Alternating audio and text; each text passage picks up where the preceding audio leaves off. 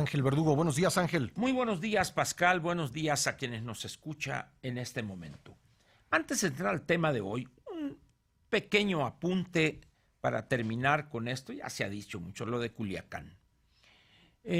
Creo que valdría la pena que las personas que no están en Sinaloa, que no viven en Sinaloa, sino que están fuera, se preguntaran algo tan sencillo como esto, Pascal. ¿Qué explica que a los 10, 15 minutos o los minutos que sean, había un grupo de cientos de personas perfectamente armadas con armas de alto calibre, etcétera, dispuestos a dar la vida por un joven o por una persona, hijo de quien tiene una gran presencia en Sinaloa? ¿Qué hay en la mente de esos 200, 300 o 400 y luego los que bajaron de la sierra, que no dudan en exponer su vida para proteger o para salvar a esta persona? Eso, Pascal, es quizá, más que las armas, el elemento más peligroso que enfrenta el Estado mexicano.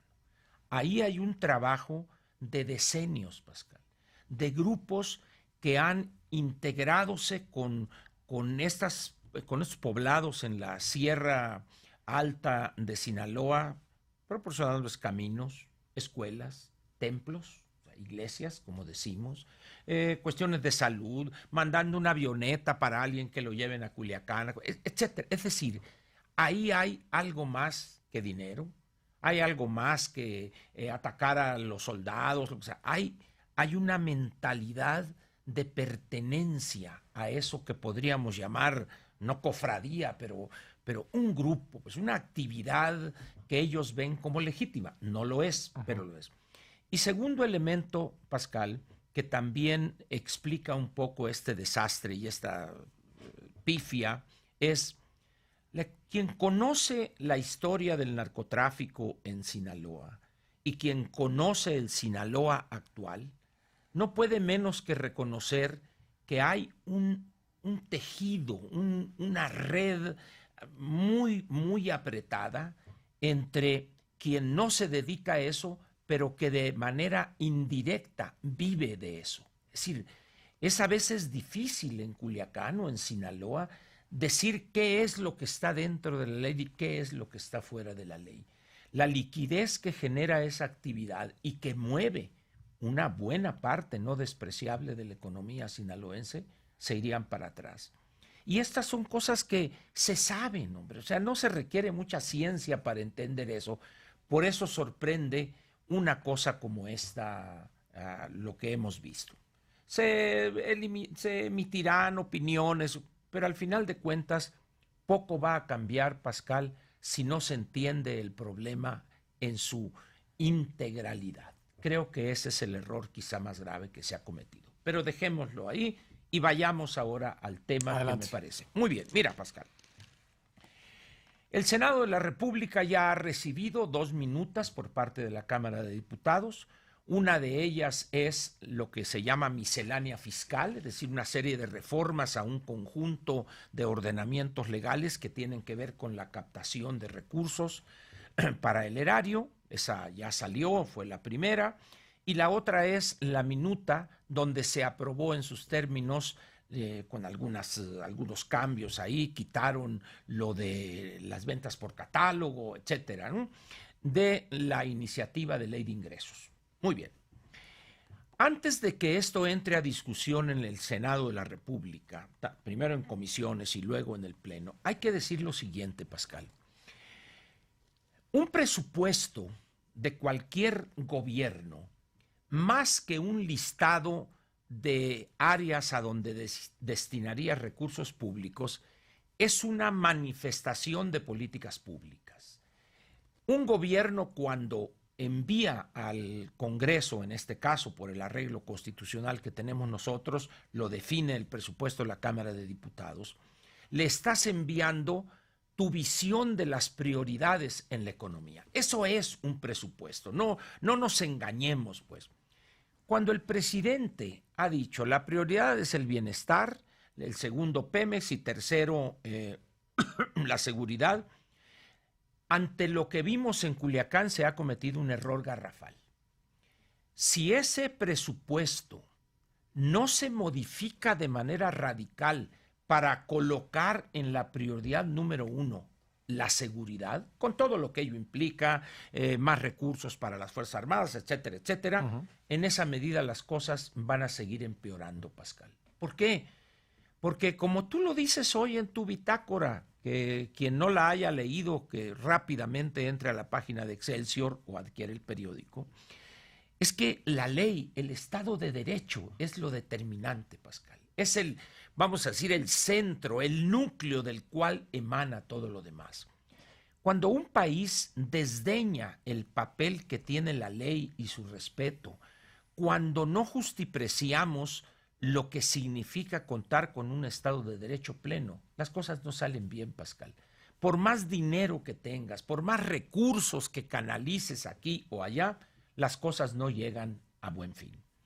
De tal manera, pues, que si el Senado de la República, en esta cuestión de la ley de ingresos, no modifica algunas cosas, pero los diputados no cambian el listado de prioridades y las cosas van a seguir saliendo mal. Y aquí hay otro elemento que vale la pena comentarlo, Pascal.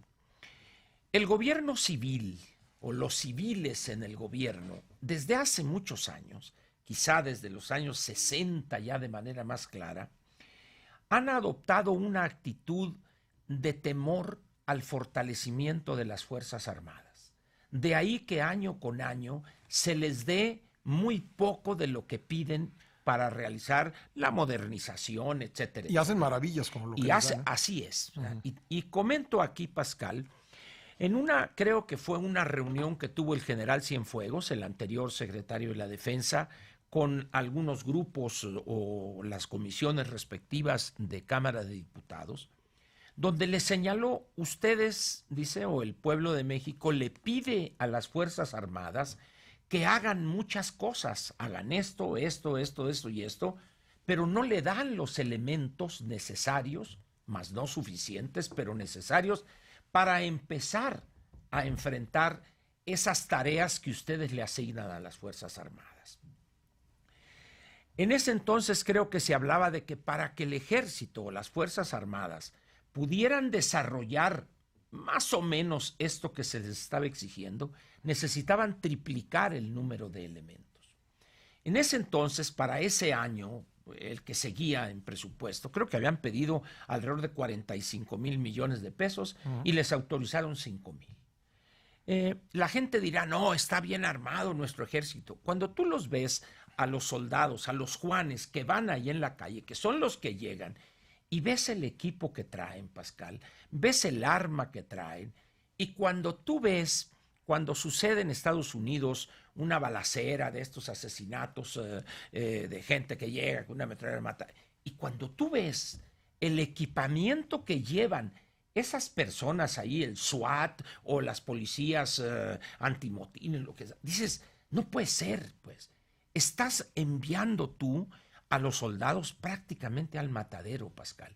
Agrégale a eso que no hay inteligencia, que no hay toda una estructura bien financiada, bien entrenada y capacitada para captar inteligencia. Cuando tú ves las imágenes ahí de la conferencia de prensa esta que dieron todos, y estaba el general Audomaro ahí en el extremo derecho con la camisa desabrochada, ese es el responsable del centro de inteligencia. En ese momento te explicas por qué van en esos operativos sin elemento alguno de apoyo. Que si hizo bien el presidente o no, eso se dirimirá en el tiempo, Pascal. Pero lo que importa es la falta de inteligencia, es decir, de información dura, que se conozca, que se reúnan elementos para estimar los movimientos de estos grupos. Eso no existe, ¿no?